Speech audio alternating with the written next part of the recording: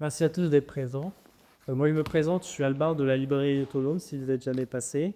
Donc, la nouvelle librairie de Forbach. Et donc, on a le plaisir de recevoir Manon Pignot. On va surtout parler du livre L'appel de la guerre, donc, qui parle de l'expérience en cantine pendant la Première Guerre mondiale. On va essayer de traverser le livre et en le lisant, vous verrez qu'il y avait encore plein de choses à déplier après la discussion. Voilà, je vous remercie aussi la médiathèque pour nous accueillir ici. Merci beaucoup. Donc, pour présenter Manu Clio, donc vous êtes historienne, maîtresse de conférences à Amiens et spécialisée sur l'expérience enfantine pendant la guerre notamment. Vous avez reçu le prix Augustin Thierry, donc au rendez-vous d'histoire à Blois pour l'appel de la guerre. Donc on va commencer assez vite. Alors nous allons parler de l'appel de la guerre. Une question un petit peu générale pour commencer. Comment on finit par se spécialiser dans les expériences enfantines? Un sujet quand même assez spécifique et difficile.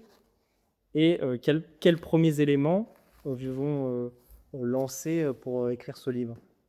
Alors, merci d'abord. Je me permets de compléter la question et se spécialiser sur la 14-18 parce que vous avez fait d'autres livres ensuite sur l'enfance en guerre dans Oui, les périodes. absolument. Alors, dans l'ordre. D'abord, merci beaucoup. Merci à toutes et à tous d'être présents ce soir. Et merci à la médiathèque de nous accueillir. Je signale au passage que donc, moi, je suis venue à Forbach à l'invitation de la librairie autonome. Donc, je ne peux que vous inviter à vous rendre dans cette librairie que j'ai trouvée absolument ravissante et où on boit de très bon café. Parce que, compte tenu des horaires de train un peu spéciaux, j'ai passé un long moment dans la librairie depuis ce matin, 11 heures. Et heureusement que j'avais plein de copies. Et j'ai vu du très bon café et mangé des très bons gâteaux. Donc voilà, je fais un petit peu de publicité, puisque Alban ne va pas la faire lui-même. Donc j'en profite. Et on ne se connaissait pas il y a 5 heures. Hein, donc Alban n'est pas mon fils ou mon petit-neveu. Donc je n'ai pas je n'ai pas de... On va juste parler de ta mail promise. Absolument, absolument. Je ne suis pas intéressée dans la réussite de la librairie, sinon que c'est toujours une bonne nouvelle quand une librairie ouvre, en fait. Et donc voilà, je pense que c'est vraiment une chance pour la vie. Alors, en fait, moi, je suis venue, c'est un peu à l'histoire de la Grande Guerre. Bon, comme souvent les historiens, hein, j'ai l'histoire déjà enfant, adolescente, tout ça. Bon, mon père était prof d'histoire, donc peut-être un petit atavisme familial. C'est surtout que moi, je suis une adolescente des années 90, donc pour les plus jeunes d'entre vous, au XXe siècle. Et que les années 90, vous le savez, sont des années de retour mémoriel de la Grande Guerre dans l'espace public. Les historiens ont toujours travaillé aux différentes générations sur la Première Guerre mondiale, mais après la Seconde Guerre mondiale, forcément, dans l'opinion publique, voilà, c'est passé au second plan, ce qui est logique. Hein. Et c'est seulement dans les années 90 que vraiment la Première Guerre mondiale a de nouveau intéressé le grand public, dont, voilà, dans ma adolescente, je faisais partie. Il y a eu la publication des Lettres de Poilu, des Paroles de Poilu, par Radio France et Jean-Pierre Guénaud. Et puis, dans mon cas, il y a eu les bandes dessinées de Jacques Tardy, et qui m'ont beaucoup marquée, et qui étaient des bandes dessinées, bien sûr, fictives, mais très inspirées des archives, en fait. Hein. Tardy étant lui-même un grand collectionneur d'objets de la Première Guerre mondiale. Voilà, donc vous savez, ce petit tropisme qui venait de la bande dessinée, en fait. Et puis ensuite, j'ai fait des études d'histoire. Et puis, arrivé en maîtrise, qui est l'ancêtre du master, il fallait trouver un sujet de recherche pour une année. Et donc, je m'étais un peu renseignée. Et puis, comme j'aimais vraiment beaucoup la bande dessinée, je m'étais dit, mais les toutes premières bandes dessinées en France, elles datent de la Belle Époque, donc des années 1900. Donc, est-ce qu'on ne pourrait pas faire quelque chose sur bande dessinée, Grande Guerre, tout ça? Et donc, je suis allée voir le grand spécialiste de l'époque, qui s'appelle Stéphane Loiseau. Et un peu dans mes petits souliers, j'ai pris rendez-vous par lettre, hein, parce qu'il n'y avait pas de mail à l'époque, cher monsieur, tout ça. Il m'a donné rendez-vous, je lui ai exposé mon projet, il m'a dit « c'est nul ». Bon. avec cette franchise qui le caractérise, toujours d'ailleurs, 30 ans plus tard. Et il m'a dit, en revanche, enfance et Grande Guerre, c'est un vrai sujet. Réfléchissez, cherchez un peu, revenez me voir, etc. Et donc, j'ai commencé à travailler sur la presse pour enfants pendant la Première Guerre mondiale, donc ce qu'on appelle à l'époque les illustrés, mais en fait, c'est ces petits journaux qui sont vendus hebdomadaires, quoi, qui sont vendus, voilà, c'est les ancêtres du journal de Mickey ou du journal de Spirou, enfin voilà. Et ça existait déjà dans les années 1900. Et donc, pendant la guerre. Voilà, donc j'ai commencé à travailler avec Stéphane Audouin-Rousseau comme ça, et assurez-vous, je vais vous faire des réponses plus courtes après, hein, mais puisque vous m'avez posé la question, forcément, hein, une généalogie, c'est toujours un peu long. Oui. En fait, ce qui m'a le plus intéressé dans l'étude de ces journaux, eh ben, c'est ce que j'ai pas réussi à documenter à l'époque, c'est-à-dire le point de vue des enfants.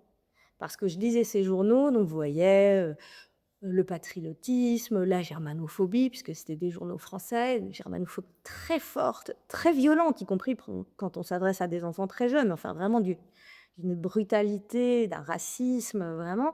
Je me disais, mais alors, les jeunes lecteurs et les jeunes lectrices qui avaient 7, 8, 9 ans, comment ils recevaient ça? Parce que c'était toutes les semaines, toutes les semaines, toutes les semaines, pendant toute la guerre. Il y avait vraiment de quoi devenir germanophobe à la fin, quoi, hein.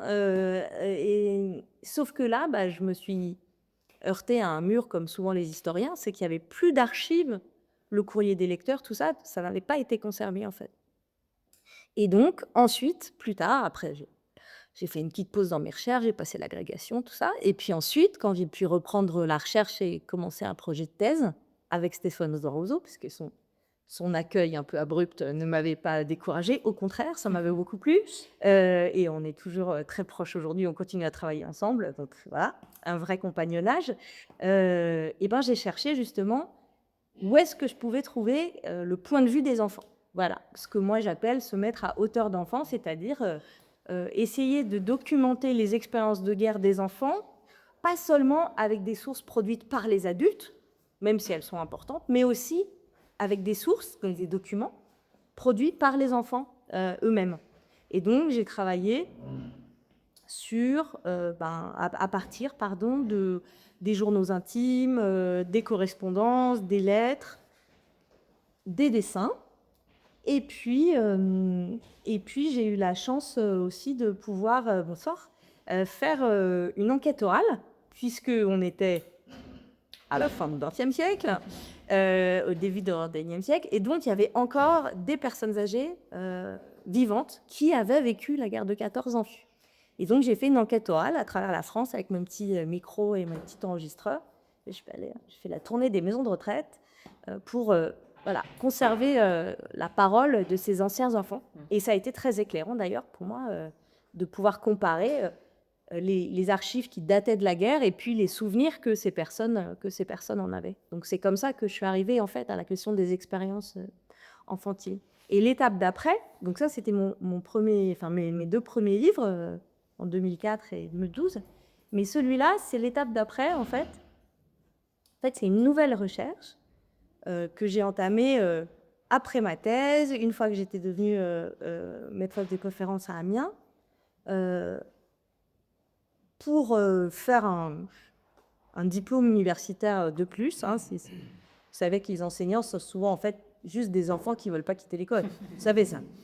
Ça lui angoisse trop de quitter l'école. Nous, ce qu'on veut, c'est rester à l'école et continuer à travailler et avoir des devoirs. C'est ça qui nous plaît dans la vie. Donc, du coup, j'ai fait une deuxième thèse, en quelque sorte, qu'on appelle une thèse d'habilitation à diriger des recherches. Et de ce second travail universitaire a été tiré ce livre que j'ai eu la très grande joie de publier aux éditions Anamosa. Alors ça, c'est la version poche, en fait. Donc le livre a d'abord été publié en grand format en 2019. Et puis ensuite, il y a quelques années, c'est la version poche. Alors, je le dis parce que les éditions Anamosa, c'est une maison indépendante qui a été fondée en 2016 par Chloé Paté. Et voilà, ils font un travail exceptionnel en sciences sociales, en sciences humaines. Ils ont une approche à la fois qualitative du contenu des ouvrages, mais aussi du contenant des ouvrages. Il y a un travail d'édition, voilà, c'est des livres qui sont intégralement fabriqués en France, produits en France par des imprimeurs. Voilà, l'éditrice, elle fait le tour de France pour aller vérifier le papier, le grammage, etc. Enfin, c'est des beaux objets, quoi. Voilà, donc c'est aussi pour ça que je passe ma journée dans le train pour venir à Forbach alors que j'ai plein de copies. C'est parce que c'est pas seulement pour parler de mon travail, c'est aussi pour faire la promotion de ce genre d'éditeurs courageux, parce que c'est courageux de fonder une maison d'édition en 2016, ça qu'on est une jeune femme toute seule, comme était Chloé Paté. Donc voilà, c'est aussi pour ça que je fais de la pub pour Anna Mosa. Voilà, et donc La Belle de la Guerre, eh ben, c'est plus vraiment des enfants en fait, c'est des adolescents. Et puis, autant mes précédents travaux portaient vraiment sur les enfants qui vivaient à l'arrière, hein, donc, et pas en première ligne, bien sûr, qui vivaient à la campagne, qui vivaient dans les villes. Voilà. Et là, je me suis intéressée aux plus âgés d'entre eux qui ont essayé de gagner le front, alors même qu'ils n'étaient pas censés le faire. Ça. On peut dire dans le livre, du coup, qu'il y a une multitude de documents, il y a des lettres, il y a des extraits de livres, puis il y a aussi pas mal de photos qui sont quand même très intéressantes à voir et pour se imager en fait tout le récit que vous avez fait de ces jeunes gens. Alors, ce qui peut être surprenant à la lecture du livre et de votre travail, c'est la pluralité de profils, mais aussi la similarité des expériences. Je pense notamment à la diversité de nations qui sont représentées notamment dans le livre. Alors, comment expliquer que des enfants finissent par arriver sur le front? Et est-ce que ça veut dire que le mécanisme guerrier créer en fait toujours des enfants en guerre? Alors, effectivement, mon étude, elle ne porte pas que sur la France, elle porte vraiment sur l'Europe. Et les photos, vous avez raison, elles sont très importantes parce qu'elles n'ont pas juste un but illustratif. En fait, quand moi, je faisais mes recherches aux archives, c'est par les photos que j'ai trouvé une porte d'entrée dans le sujet. Je vous explique. En fait, cette question de la présence d'adolescents, alors, pour que les choses soient très claires, qu'est-ce que c'est un adolescent en 1914 ? L'école, si je prends le cas français, l'école est obligatoire jusqu'à 13 ans. Après 13 ans, vous pouvez évidemment continuer vos études si vos parents ont les moyens de financer vos études. Ce qui signifie que la grande majorité des adolescents français, à 13 ans, entraient dans le monde du travail. Donc, ils venaient apprentis, ils étaient placés, travaillaient dans les fermes, bien sûr, parce qu'il y avait encore une paysannerie très importante, etc. Bien. La règle pour ce qui est de l'engagement militaire en France, la règle, c'est qu'il y a une conscription, un service militaire. Donc, vous êtes appelé, et donc vous êtes appelé au moment de votre 20e année, pas votre 20e année. Ce qui n'est pas le cas dans tous les autres pays. Hein. Il y a plein de pays où il n'y a pas de conscription, j'y reviendrai. Mais en France, il y a une conscription, ce qui veut dire qu'en 14, quand la mobilisation générale est déclarée, ben, tous les hommes de plus de 20 ans, enfin de 20 ans et plus, ils savent exactement ce qu'ils vont à faire. Soit ils sont déjà au service militaire, et à l'époque, le service militaire dure 3 ans, donc ils ont le temps de se préparer. Soit ils ont fini leur service militaire, mais dont ils ont avec eux leur livret militaire. Ils ouvrent leur livret militaire, et à la première page du livret militaire, il y a la marche à suivre. Hein. En cas de mobilisation générale, vous serez appelé le premier jour, le deuxième jour, le troisième jour, et vous gagnerez votre dépôt, et il y a l'adresse du dépôt, etc.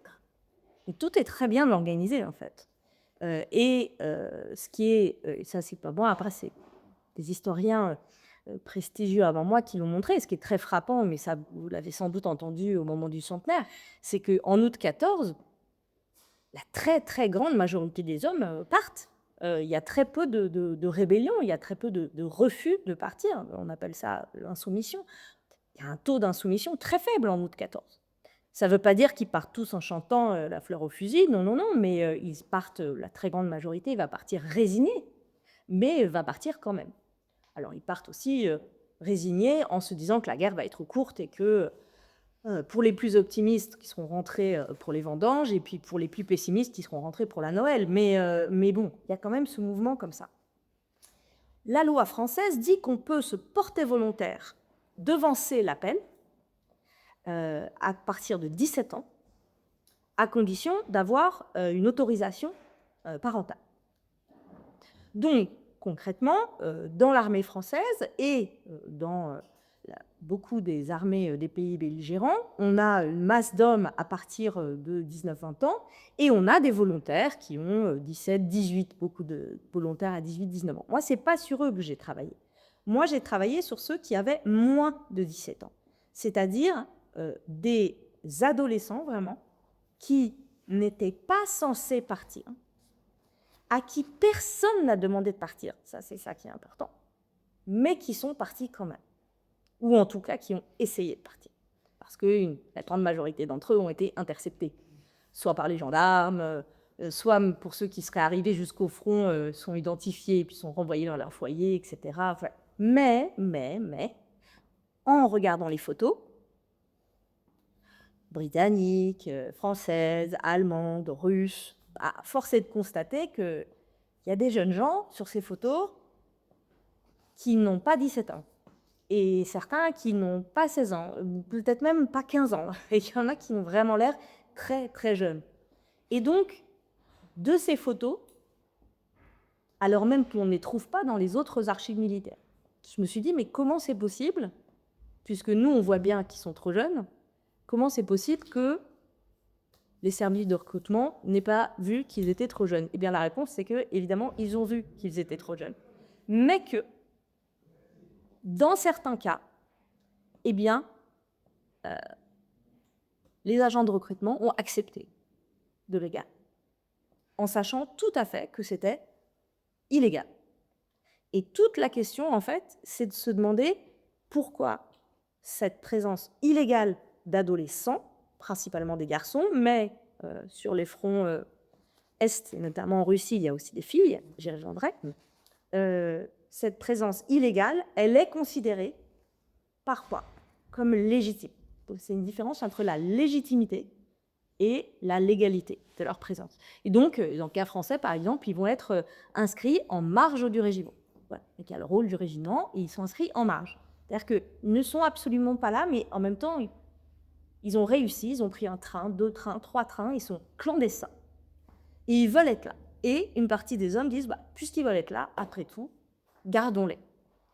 Et là, c'est là que c'est important de se souvenir que la société de 1914, en particulier la société française, c'est pas du tout la même société qu'aujourd'hui. C'est-à-dire que les hommes, ils ont l'habitude d'avoir des adolescents à leur côté dans le monde du travail, justement.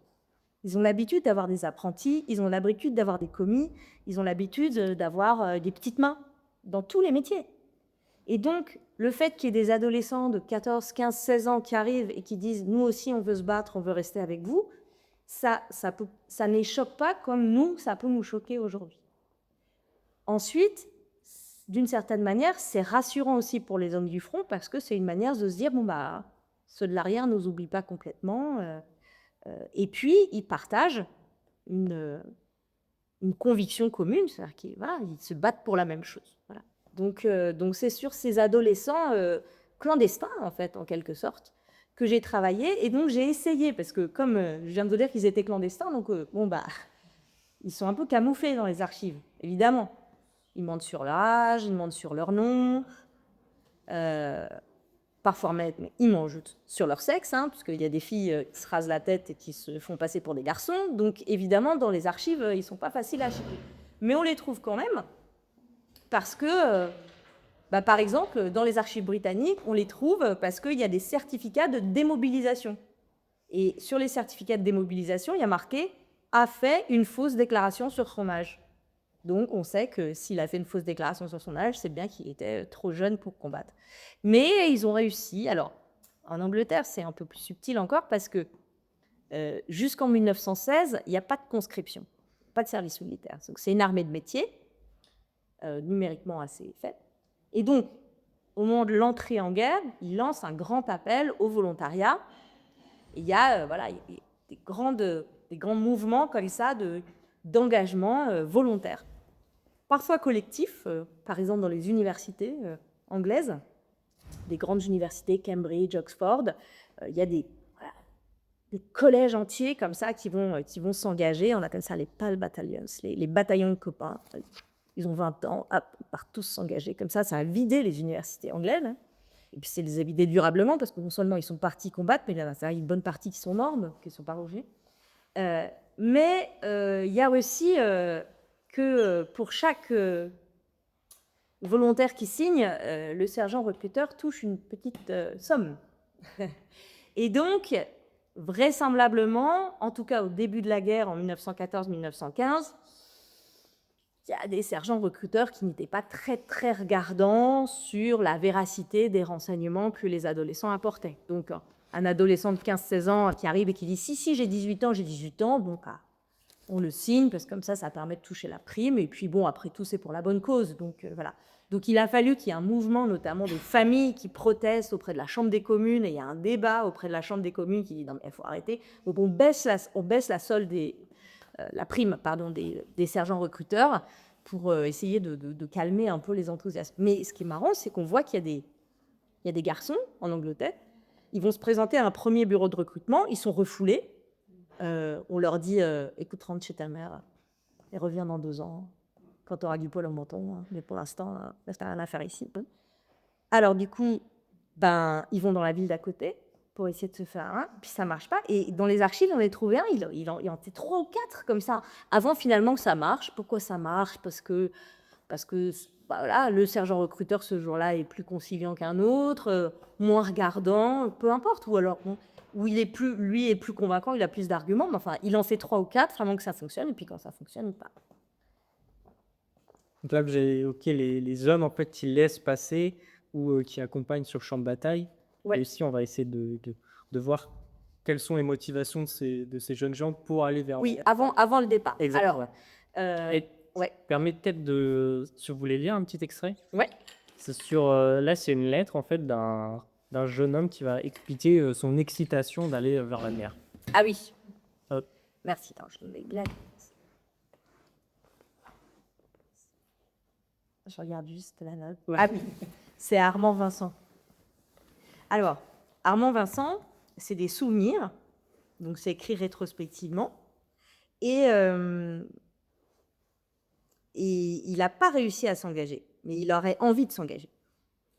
Donc, il est né en 1899, et donc en 1914, il ne peut pas s'engager, officiellement, parce qu'il n'a pas encore 17 ans. Donc, il est au lycée de Montaigne à Paris. Et il écrit dans ses souvenirs « Je me sentais tout vibrant de patriotisme, prêt à reprendre l'Alsace et la Lorraine, prêt à m'engager dans l'infanterie. Le compte rendu journalistique des crimes commis par les Allemands dans le nord de la France nous agita un peu. Il s'y mêlait quelques relents grivois du fait des viols qui excitaient notre curiosité et peut-être un peu notre envie. » Alors, il y a effectivement, dans les motivations... Il y a plusieurs éléments. Donc... Voilà, il y a plein d'éléments dans ce texte qui peuvent nous amener vers les motivations. Donc, il y a effectivement, d'abord, une chose qui est importante, c'est que les engagements pendant la Première Guerre mondiale, ceux des adolescents en particulier, mais les engagements d'une manière générale, ils s'inscrivent dans une culture patriotique qui est antérieure à la guerre, qui est construite, qui est préparée avant la guerre. Et chaque pays a sa propre culture patriotique.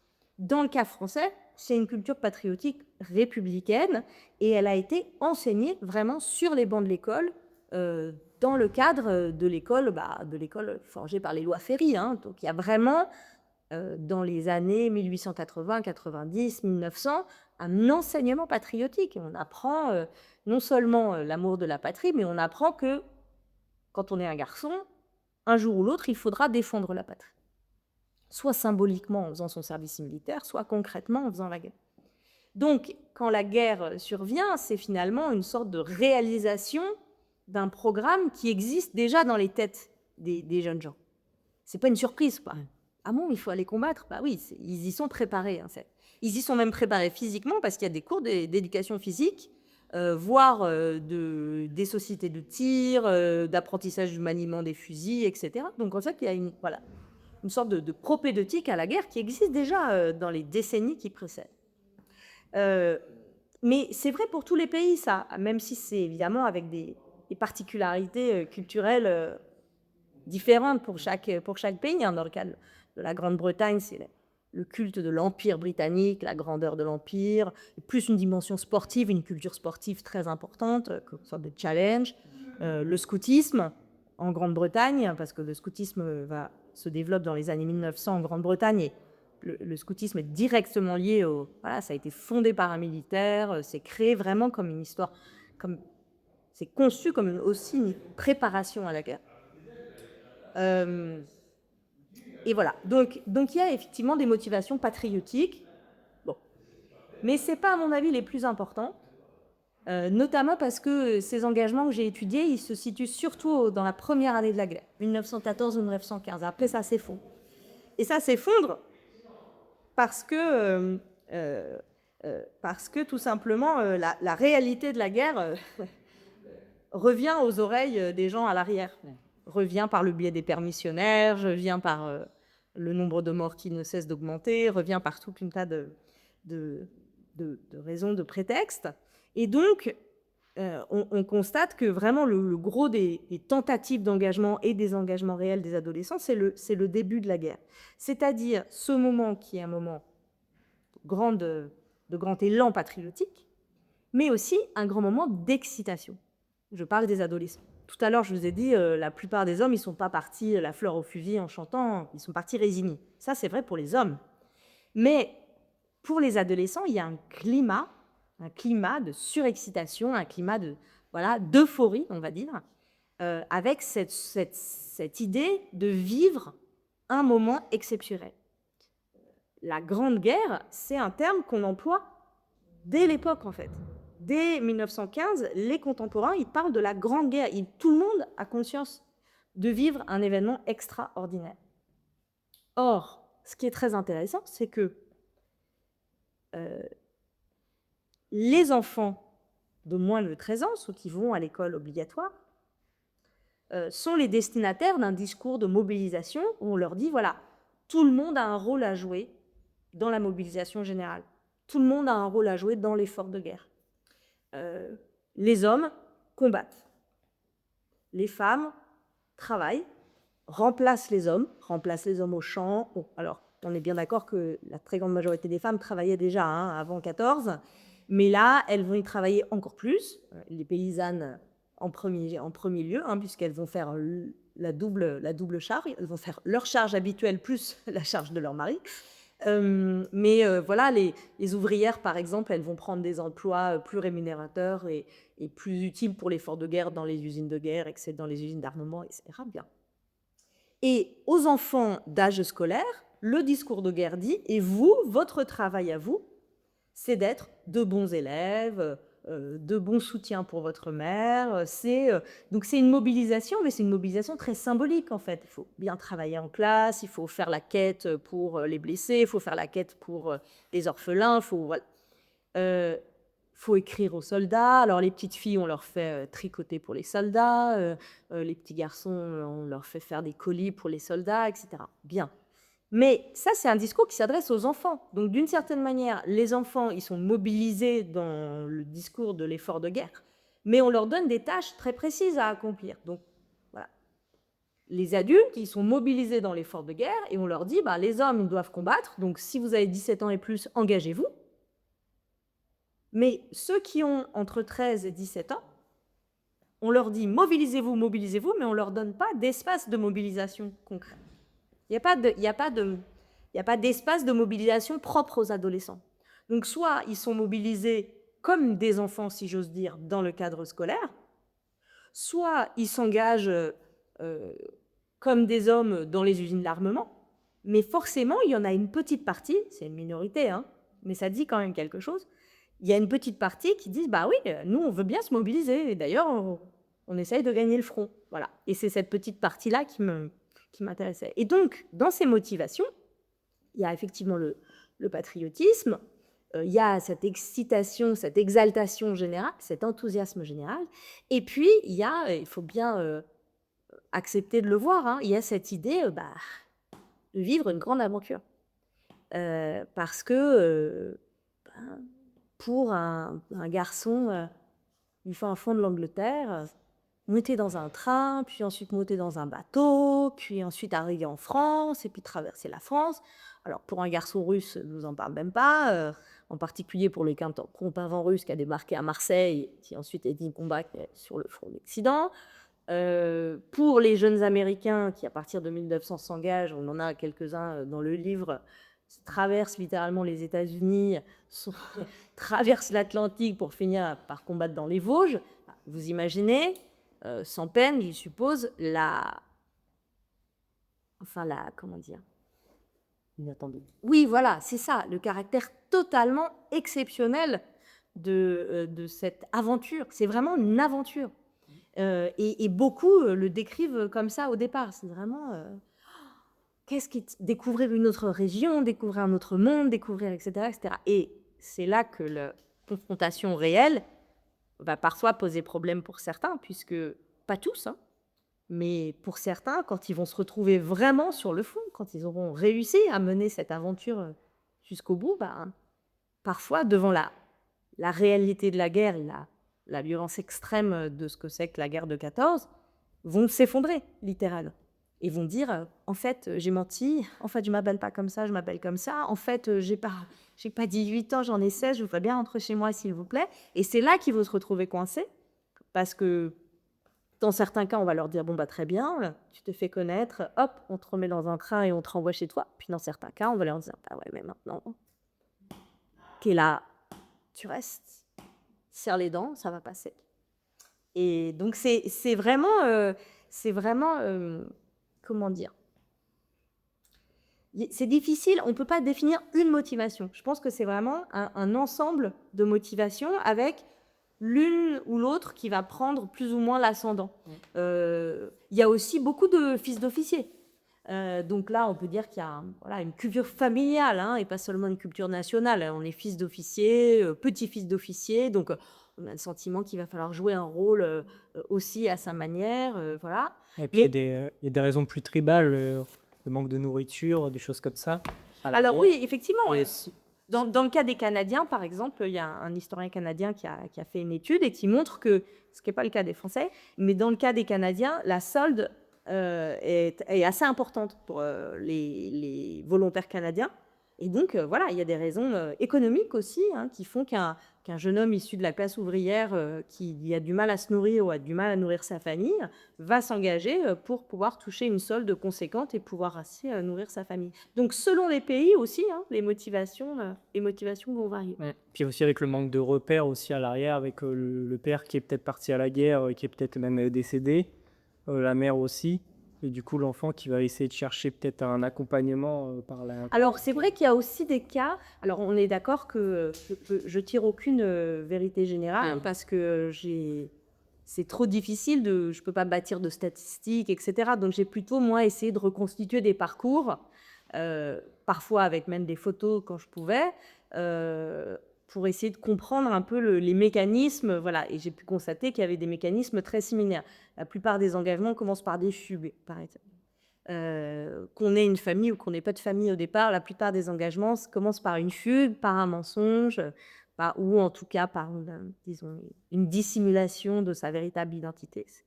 Mais c'est vrai, je suppose que vous pensez à Noël Vacher. Donc Noël Vacher, c'est un petit berger de la région de Montpellier, enfin de la campagne montpelliéraine. Et il se trouve que Noël Vacher, il est orphelin. Et en 1915, enfin en 14, il est orphelin, il a perdu sa mère, voilà. Il est berger, il est déjà placé dans un mas, il a 14 ans, et il doit retourner dans sa famille pour de nouvelles obsèques, donc il perd 3 membres de sa famille coup sur coup au printemps 14, donc avant la guerre. Et donc, voilà, à l'automne 14, il est dans Montpellier parce que voilà, il doit retourner chez son patron. Il a 14 ans. Et il croise un régiment de zouaves. Et ils sont là, en plus, les zouaves, ils sont dans les méchants en 1914, hein, et qui ne pas tous en bleu horizon encore, mais qui ont un uniforme assez flamboyant, hein, coloré, des vestes rouges, etc. Et puis il est là, tout, voilà, c'est un ado de 14 ans, désœuvré, malheureux, triste, plus grand-chose rattache, voilà. Et puis il y a un zouave qui lui dit, oh bah si tu veux voir du pays, monte avec nous. Alors, il s'installe dans le wagon, puis il commence à manger des boîtes de cornets de bif que les soldats et les poilus appelaient du singe. Et puis, il y en a un qui dit: «Oh, bah, si le singe te plaît, bah, tu peux rester encore avec nous un peu, on va rouler un peu, puis tu descendras, etc.» Puis il part de Montpellier, puis il remonte. Puis en fait, alors, mais quel âge tu as? 15 ans. Bon, déjà, il n'a pas 15 ans, il en a 14, mais déjà, il lui ment une première fois, 15 ans. Et puis, finalement, il fait toute la route avec eux. Puis il se retrouve en Champagne. Et là, il y a le colonel qui dit: «Non, ça va pas, les gars. Il a 15 ans, qu'est-ce que vous voulez que j'en fasse, etc.» Bon, il accepte de le garder en marche du régiment. Et puis, notre Vacher va faire toute la guerre. Donc, il va faire la Champagne en 15, il va faire Verdun en 16. Enfin, si c'est le chemin des dames en 17, il fait toutes les grandes batailles, il survit d'ailleurs, ce qui est déjà très méritoire, et il fait la guerre comme les autres, c'est-à-dire comme un combattant comme les autres, jusqu'à la fin de la guerre. À la fin de la guerre, il est blessé, et donc comment on sait tout ça? Parce qu'en 1920, il est à l'hôpital Cochin à Paris en convalescence, et il écrit ses mémoires. Voilà. Mais nous, ça, c'est vraiment, c'est typiquement, et c'est très intéressant d'ailleurs, parce qu'il décrit vraiment tout ce que je viens de vous dire. L'orphelin qui va chercher un père de substitution, qui va être son colonel, son capitaine, pardon, l'aventure, voilà. Et en même temps, à la fin de ses mémoires, il dit non, mais bon, la guerre, c'est une chose sérieuse, c'est pas pour les enfants. Donc, comme s'il reniait lui-même sa propre expérience. Et c'est pour ça que, pour essayer de comprendre, parce que c'est vrai que c'est compliqué à notre époque de comprendre, de comprendre de façon intelligible, quoi, les mécanismes de pensée de cette époque-là. J'ai essayé de réfléchir à tout ça en termes de rite de passage, enfin.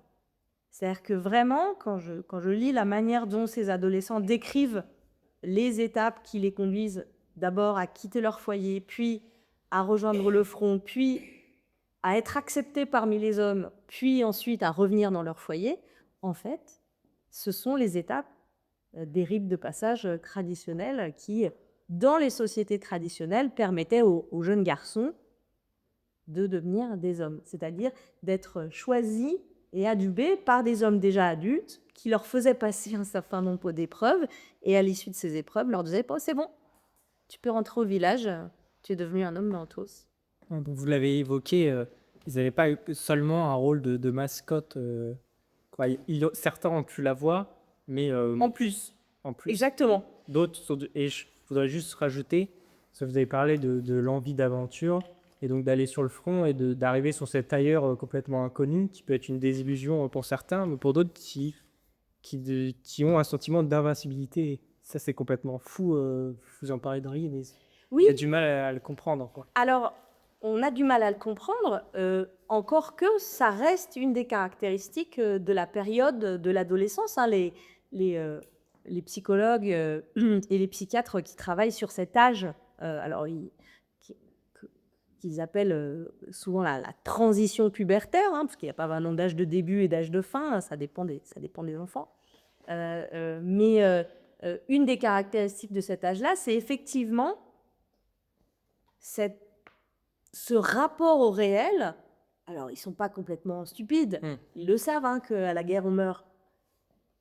Mais on a quand même l'impression qu'ils sont persuadés qu'ils vont y échapper, qu'ils vont passer au travers. Il y a cette espèce de croyance dans leur propre invincibilité, je vais y arriver, pardon. Alors, cette croyance, généralement, elle prend fin à un moment très précis qui est le baptême du feu. Hein.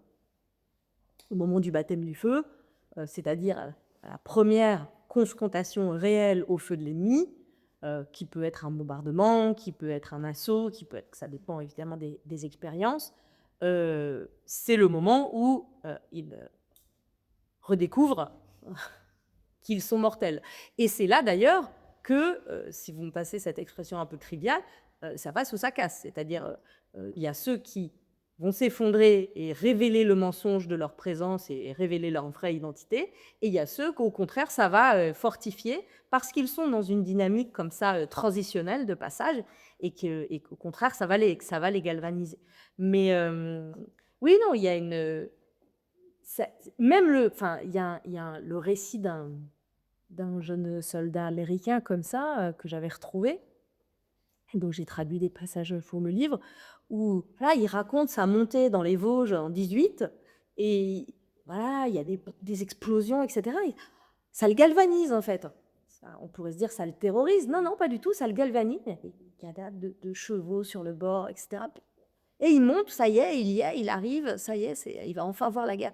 Et je pense que cette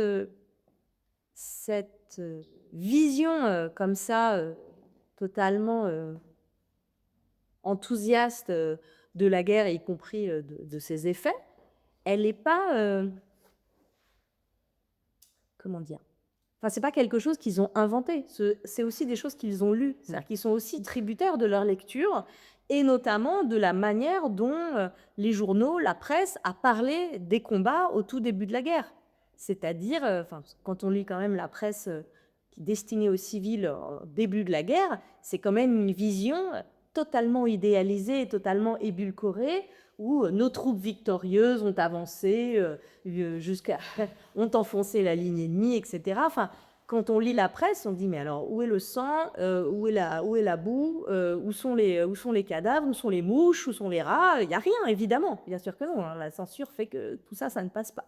Et c'est pour ça que je vous dis l'essentiel des engagements ou des tentatives d'engagement, c'est le début de la guerre, parce que à partir du moment où notamment en France, il y a un système de permission qui est mis en place, et donc il y a des hommes qui reviennent, qui ne sont pas seulement les morts et les blessés, et donc des hommes qui reviennent temporairement, mais qui ont quand même le temps de raconter un peu ce qui se passe. D'un coup, il y a une confrontation entre la guerre idéalisée et puis la guerre réelle qu'on a. Et puis en 1915, c'est une autre guerre, hein, c'est la guerre de tranchées, donc c'est quand même d'autres descriptions qui vont, d'une certaine manière, on va dire, un peu doucher les enthousiastes, selon moi. Voilà. Vous l'avez évoqué tout à l'heure, ma petite partie sur Marina Igorlova. Ah, Donc c'est la figure féminine dans votre livre ouais. qui Et donc qui là, est une figure. oui, et qui est très documentée en plus. Donc c'est Voilà. impressionnant. C'est aussi pour ça qu'elle prend beaucoup de place. C'est que d'abord, des filles, il y en a très peu. Et en plus, il y en a très peu sur lesquelles il y a une documentation. Et donc, Marina Yurlova est la fille d'un colonel cosaque, les Cosaques du Don. Et elle va fuir sa maison en août 14, pour rejoindre un régiment de cosaques, pas le régiment de son père, un autre régiment. Et donc, alors, elle profite.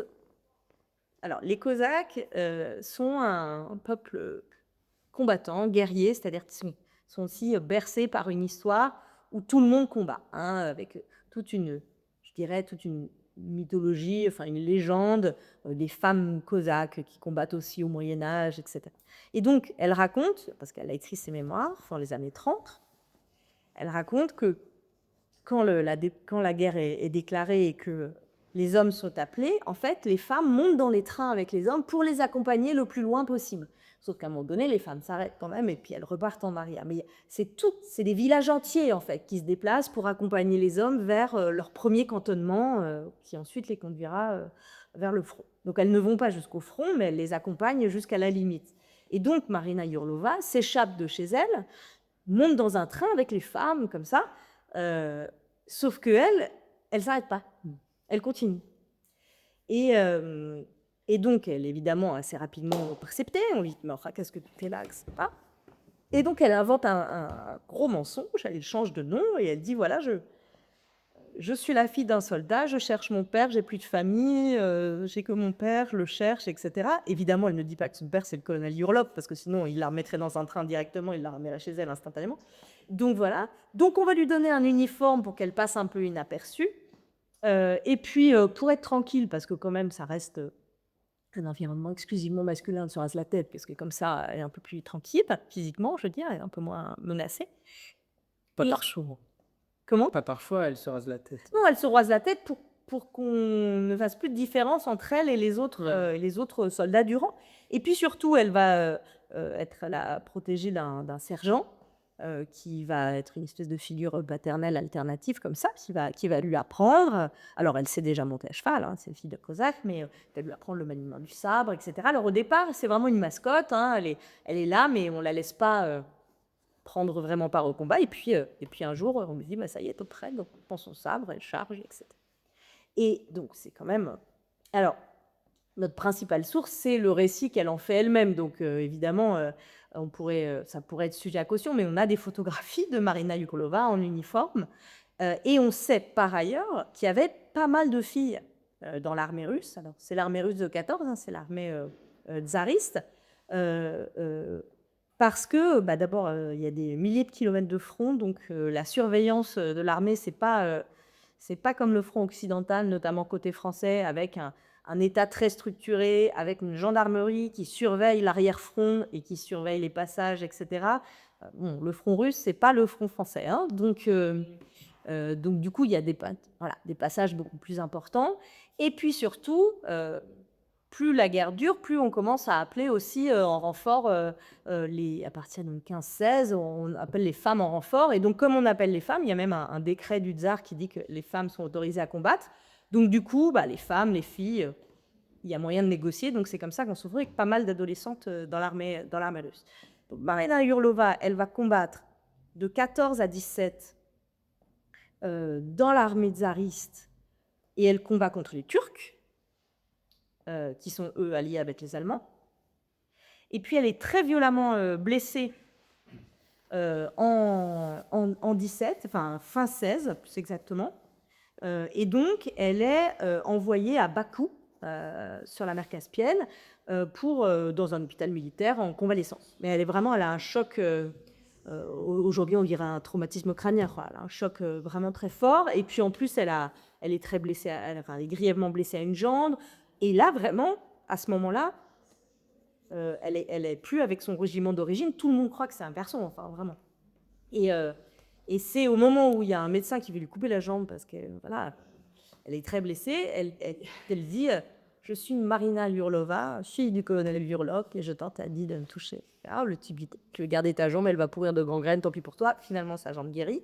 C'est important pour la suite, vous allez voir. Et donc, elle est à l'hôpital au moment de la révolution bolchevique. Donc, la première révolution, la révolution de février. Et elle apprend la destitution du tsar en mars. Et là, son monde s'écroule, parce qu'elle, elle s'est engagée pour Dieu, pour le tsar et pour la patrie. Et que le tsar abandonne, et voilà, son monde s'écroule. Donc, elle finit sa convalescence, elle sort, et elle se retrouve dans une Russie qui n'est pas la Russie qu'elle a laissée 6 mois plus tôt quand elle est entrée à l'hôpital. Et donc, elle est considérée comme une Russe blanche, ce qu'elle est et qu'elle assume d'ailleurs. Et donc, c'est la deuxième guerre de Marina Yurlova qui commence à ce moment-là. C'est qu'il faut qu'elle fuit les représailles de l'armée rouge. Et donc là, après être restée dans le Don et dans le Caucase, en fait, elle a combattu dans le Caucase de 14 à 17, elle se retrouve à Bakou, et de Bakou, elle est transférée à Moscou, et ensuite, elle commence une immense traversée d'ouest en est, qui va la conduire jusqu'à Harbin, en Chine, et puis de là jusqu'à Vladivostok, où donc ça va prendre plus un an et demi, et ensuite de là, elle sera finalement exfiltrée, elle passera au Japon, où elle va rester 2 ans en stand-by, si j'ose dire, et puis du Japon, elle passera aux États-Unis, et là, je ne sais pas si je vous raconte la fin, parce que sinon vous ne lirez jamais le livre. Et ben là, c'est assez incroyable, parce qu'elle arrive à San Francisco, et en fait, après avoir passé de 14 à 22, donc quand même un bon moment, quoi, elle va redevenir la jeune femme qu'elle était avant de partir, qu'elle a 15 ans en 14, et elle devient danseuse à San Francisco. Donc heureusement qu'on ne lui a pas couru aux jambes. Et elle écrouse, ça franchement, je ne pouvais pas l'inventer, un réalisateur de Hollywood. Et donc on a des photos de Marina Yurlova dans les années 30 où on dirait un poète Godard, quoi, avec les cheveux crottés comme ça. C'est une star de Hollywood. Et donc cette interprétation en termes de rite de passage que je vous décrivais tout à l'heure, ça fonctionne aussi en fait pour Marina Ivanova. C'est vraiment sa guerre, entre guillemets, avec une espèce de parenthèse, puisqu'après, elle retourne dans son genre, elle redevient une femme, et puis elle reprend tous les codes de son genre, hein, parce que c'est pas seulement une jeune femme, c'est une jeune femme. C'est vraiment l'American way of life. Elle se marie avec un réalisateur de Hollywood, elle devient danseuse à San Francisco. Il y a son portrait sur des programmes de spectacles de danse, donc c'était pas des années 30. Voilà. Et c'est à ce moment-là qu'elle écrit ses mémoires, le récit de son aventure qui s'appelle Cossack Girl, la fille cosaque. Vous avez évoqué sa blessure, donc, et qui est une des grandes différences entre les hommes et les femmes, qui est leur rapport à la blessure pendant la guerre. Quand les hommes reviennent, vous expliquez, c'est une preuve de leur bravoure, on va dire. Ouais. Alors que les femmes, c'était justement la dénégation limite de leur Ah féminité. bah oui, si elle avait perdu sa jambe, elle n'aurait pas pu accomplir le rite de passage jusqu'au bout, c'est-à-dire revenir, parce que le rite de passage, c'est sortir de l'ordre normal, social, politique, villageois, réaliser un certain nombre d'épreuves et ensuite être réintégré. Dans le rite de passage, il y a la séparation, l'épreuve et la réintégration. Il n'y a pas de rite de passage s'il n'y a pas réintégration à la fin. Ou si elle perd sa jambe, elle ne peut pas être réintégrée. Oui, bah, à la différence des hommes. À la différence des hommes, exactement, parce que la blessure fait presque partie intégrante du rite de passage et permet la réintégration avec le statut d'ancien combattant. Ouais. Donc, petite dernière question pour finir, ou en tout cas c'est une remarque. C'est au moment, on va dire dans notre livre, où on se rappelle en fait qu'on parle d'enfants, ou en tout cas d'adolescents, ce moment des premiers combats, et donc où ces jeunes noirs vont décrire les adversaires comme des monstres, on va dire, ils sont immenses, tout ça, et donc là on retrouve limite une description d'album jeunesse en fait. Ouais, un imaginaire exactement. très enfantin. Oui. Ça m'a beaucoup frappé parce que donc je compare des textes forcément dont les auteurs ne se connaissent pas, ne se sont pas lus mutuellement, ne se sont jamais croisés. Hein. Et ce qui est très frappant, c'est que les descriptions sont très similaires. C'est un cran. La description du jeune Américain, la description de Marina Yurlova, la description de Richard Hunt, ou de Rudolf Höss. Rudolf Höss, qui se trouve ensuite, va devenir non seulement nazi, mais un nazi éminent, puisqu'il va diriger le camp d'Auschwitz, et il va mourir pendu à Auschwitz après la guerre. Il sera condamné à mort à Nuremberg et pendu dans la cour de ce qui reste du camp d'Auschwitz. Rudolf Höss est un adolescent combattant en Allemagne à 15 ans. Il est engagé à 15 ans. Lui, il va combattre sur le front syro-palestinien. Donc, on a vraiment des textes avec des statuts littéraires très différents. Parce que Rudolf Höss, il raconte ça après sa condamnation à mort en 1945 et qui est en train de construire sa propre légende. Richard Hunt, qui est lui aussi un nazi, il écrit dans les années 30. Donc, au contraire, il est dans la mythologie de l'origine du parti nazi qui s'est forgé dans la camarade, la tranchée, etc. Donc il y a une intention politique très forte derrière.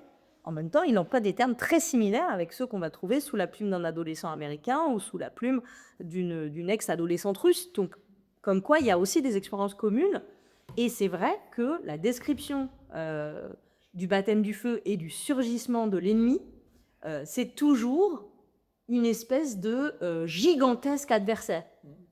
Que ce soit un Turc, dans le cas de Marina Yurlova, où il y a un Turc géant comme ça qui se dresse devant elle et qu'elle va abattre d'un coup de sabre. Dans le cas de Richard Hunt, je crois, c'est pareil, un Syrien comme ça qui se dresse devant lui. Et puis un Allemand dans le cas de notre Américain qui s'appelle Ernest Brent Moore, qui décrit un immense Allemand comme ça, qui le dresse devant lui, donc il n'a pas d'autre choix, il faut qu'il le tue. Et en fait, c'est ce passage à l'acte, hein, c'est vraiment au sens propre du terme, au passage à l'acte, le fait de tuer, qui va souder à la fois leur conviction d'être au bon endroit, etc. Et c'est après le premier baptême du feu que généralement les soldats plus âgés vont venir leur dire « ça y est, tu es officiellement des nôtres ». Même si ça fait déjà plusieurs mois, voire plusieurs années qu'il est avec eux, c'est vraiment ce moment-là qui les a dit. Alors peut-être pour conclure, avant, si vous voulez poser des questions, Quelques mots sur le livre Enfants en guerre, Oui. qui reprend en fait, on va dire, la forme du travail de l'appel de la guerre, mais étendu. Oui, alors c'est un livre, alors c'est un livre collectif en fait, dont j'ai assuré la direction. C'est pas l'appel de la guerre, c'est vraiment un essai. Hein, vous avez compris. Voilà, je suis partie d'une hypothèse et puis voilà, c'est une étude historique quoi, sur la guerre de 14 avec un temps donné, un lieu donné, voilà. Ça en fait au départ, c'était une exposition qu'on a faite à Nanterre à la Contemporaine. Donc, ce livre avait vocation à être le catalogue de l'exposition. Mais c'est plus qu'un catalogue, parce que justement, le problème des expositions, c'est qu'elles sont temporaires. Et en plus, à Nanterre, c'était une exposition avec beaucoup d'archives, parce que à Nanterre, la Contemporaine, c'est un musée. C'est pas juste un lieu d'exposition, c'est un musée. Donc, c'est des pièces d'archives, donc c'est des objets qu'on ne peut pas transporter. C'est pas une exposition qui est vouée à être itinérante, parce que c'est des pièces d'archives extrêmement fragiles, en fait. Et donc, on a voulu que le livre soit le plus complet possible et le plus imagé possible pour pouvoir permettre aux lecteurs qui n'auraient pas vu l'exposition de s'y retrouver quand même. Et donc, c'est une traversée de 1914 jusqu'à nos jours des expériences de guerre enfantines. Et plutôt que de faire conflit après conflit, ce qui serait quand même assez rébarbatif et assez déprimant, bon, c'est pas non plus un feel-good book. Hein. Soyons très honnêtes, c'est pas extrêmement réjouissant ce qu'on y lit.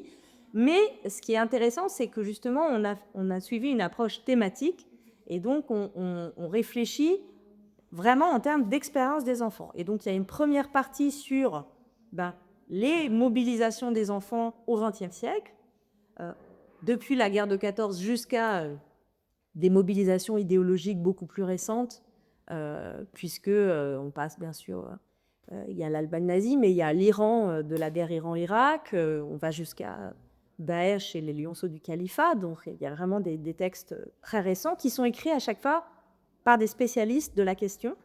Et comme le but était d'en faire un ouvrage vraiment le plus grand public possible, c'est des textes assez courts et c'est pas du tout des textes. Enfin, c'est des textes très sérieux sur le plan scientifique, hein, mais voilà, c'est pas des articles scientifiques avec 250 000 notes de bas de page et voilà, c'est vraiment au contraire, c'est des petits textes de synthèse. Hein, à chaque fois, ça fait quoi, 3-4 pages, mais vraiment, ce qu'il faut retenir sur les enfants dans Daesh, ce qu'il faut retenir, les enfants dans le nazisme. Voilà. Donc, il y a une première partie sur cet encadrement idéologique, cet endoctrinement même idéologique. Il y a une deuxième partie sur vraiment l'expérience de la vie quotidienne et les bouleversements familiaux, matériels, voilà. Et puis, il y a une troisième partie, un peu à part, qui accorde une place distincte à la question des génocides.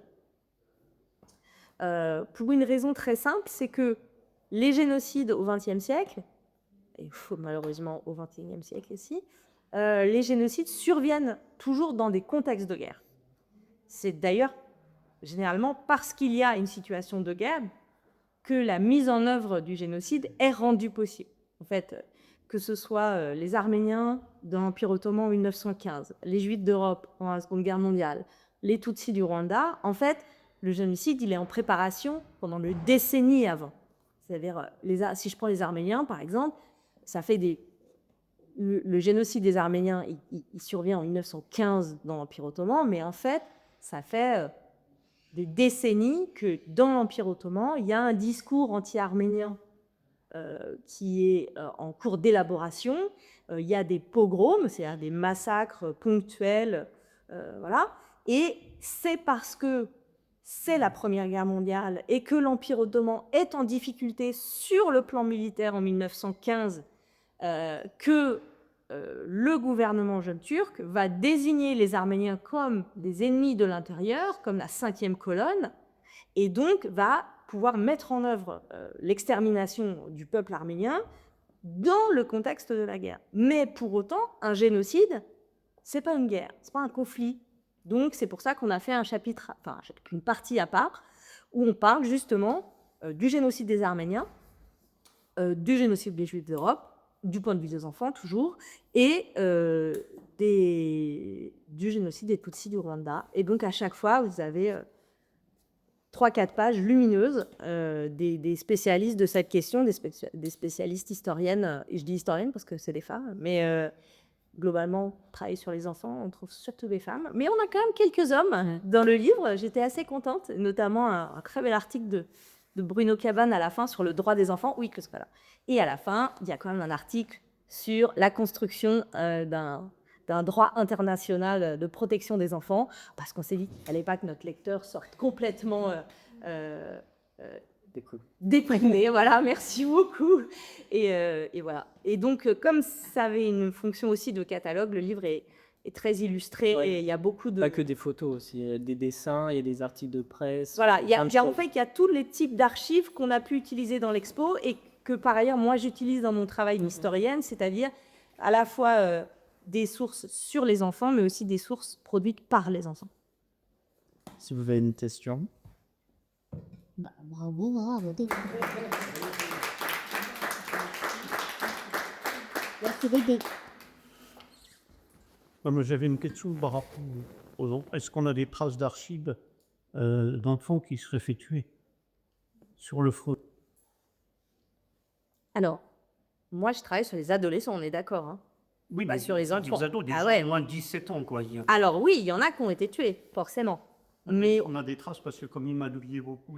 alors, c'est ça le problème, Voilà. c'est que on n'a pas. Il y a un certain nombre d'entre eux sont des morts anonymes puisqu'ils sont morts sous un faux nom Voilà. et avec des faux papiers. Mais il y a des morts adolescents célèbres. Et dans le cas français, c'est Jean-Corentin Carré.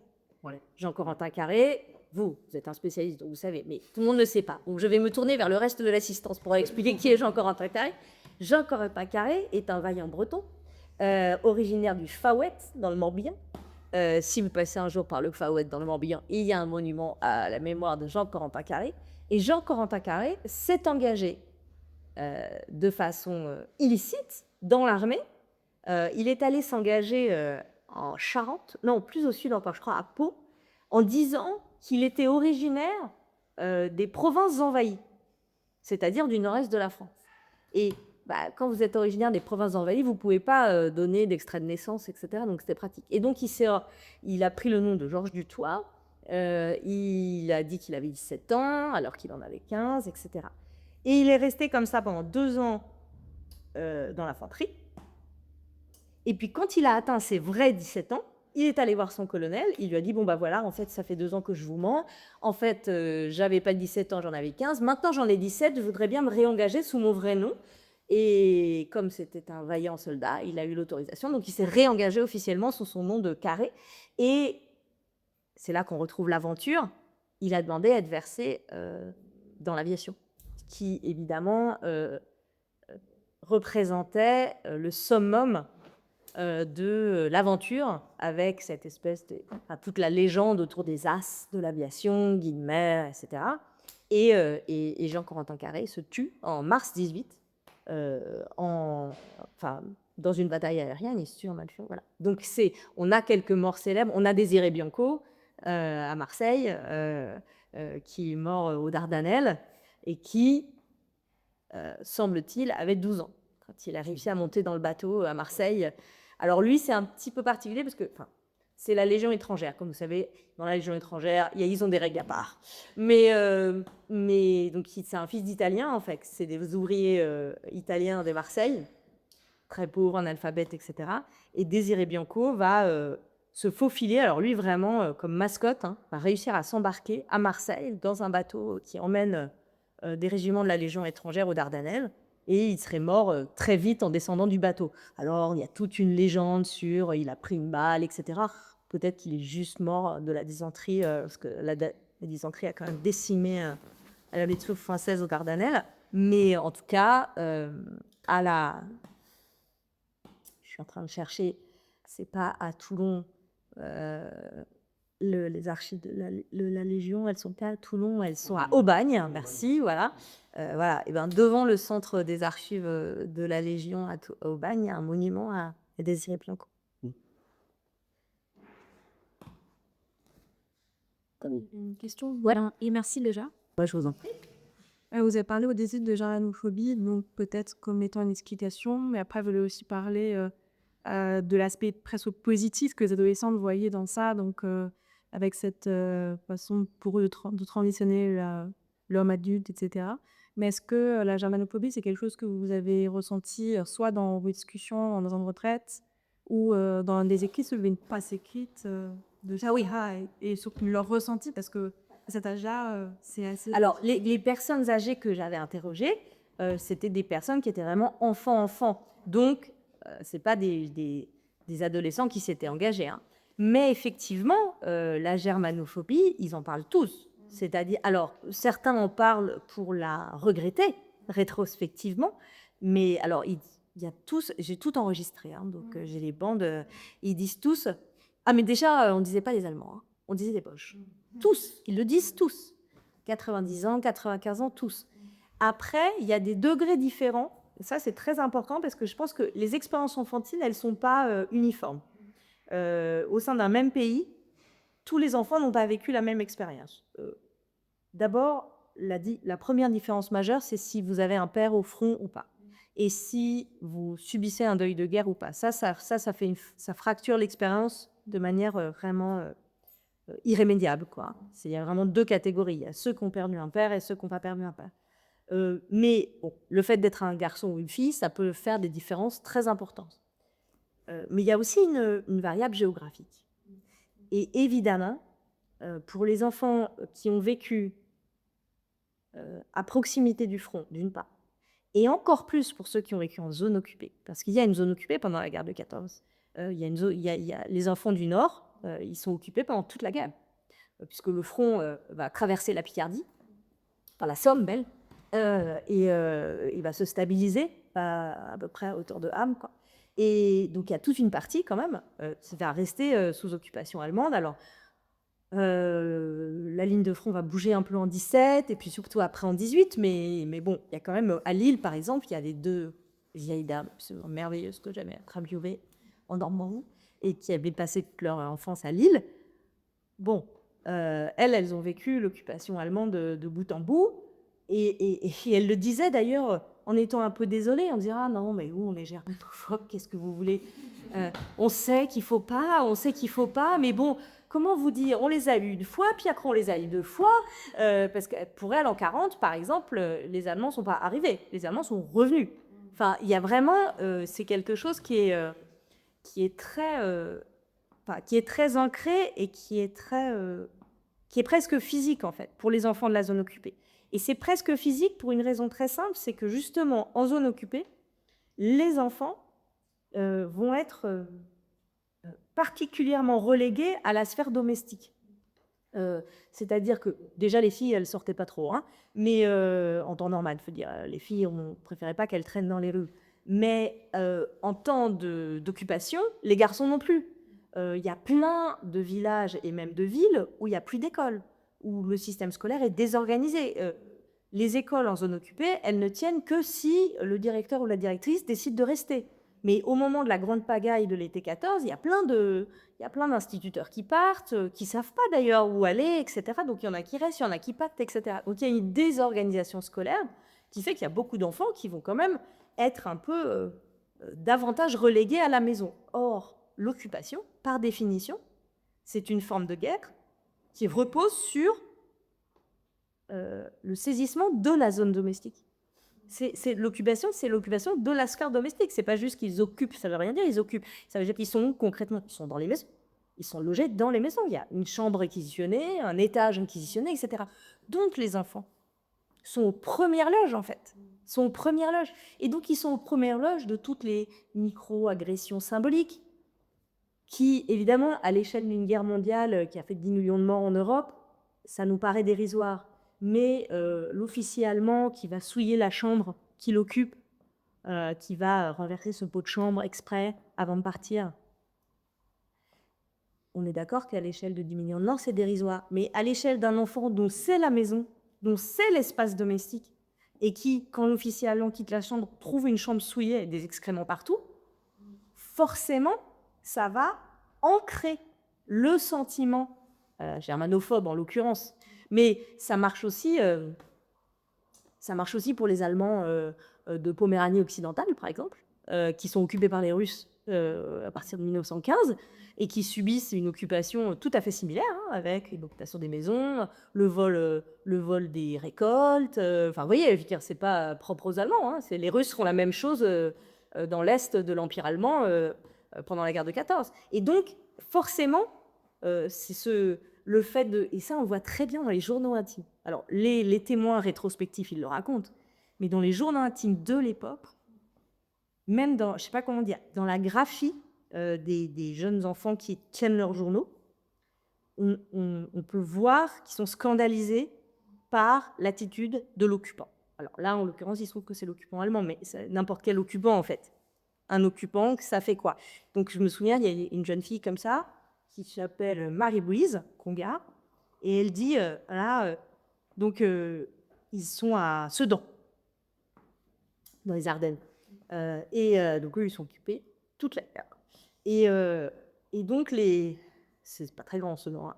Donc, déjà, il y a les violences de l'invasion, ils incendient l'église, etc. Non, c'est complètement blasphématoire et sacrilège. Bon, voilà. Ils cassent la statue de la Vierge, parce que c'est des protestants, donc ils cassent la statue de la Vierge. Okay. Ça, c'est les violences d'invasion.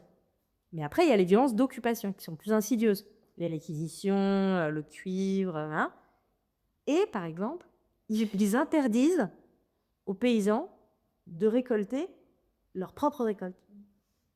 Donc, elle a 12 ans, et elle écrit « Les paysans sont obligés de voler leur propre poche de terre dans leur propre champ. » Et elle souligne 3 fois, elle met 3 points d'exclamation, parce que pour elle, l'aberration de l'occupation, c'est ça. Ils sont obligés de se voler eux-mêmes juste pour pouvoir se nourrir. Et de fait, hein, les gens ont crevé de faim dans la zone occupée pendant la guerre de 14, parce que l'armée allemande va littéralement siphonner les ressources alimentaires de la zone occupée, pour une raison très simple, c'est qu'en Allemagne, il y a un blocus, naval notamment, et que du coup, la population allemande, la population civile, crève de faim aussi, et ne peut pas fournir à l'armée les ressources alimentaires suffisantes. Donc du coup, les soldats sont obligés de se nourrir sur le pays.